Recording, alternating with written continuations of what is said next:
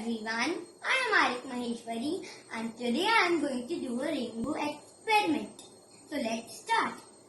You can see I have added baking soda in my cups and now I'll add some colors. First I'll add purple. Okay, now I'll add green. And mix it a bit. Now I'll add yellow. I'll mix this too. Now orange. Mix. And now the last one, red.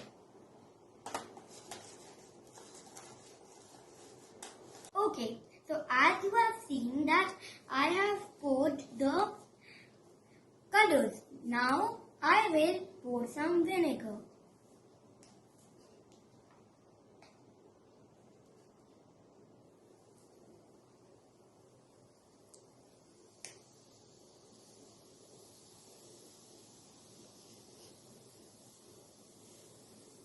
And now you see the colors came. Let me pour a bit more vinegar in all my cups. And now see, it exploded. When baking soda and vinegar come together, then it makes a fizz. And now look, it is looking so beautiful. Thank you.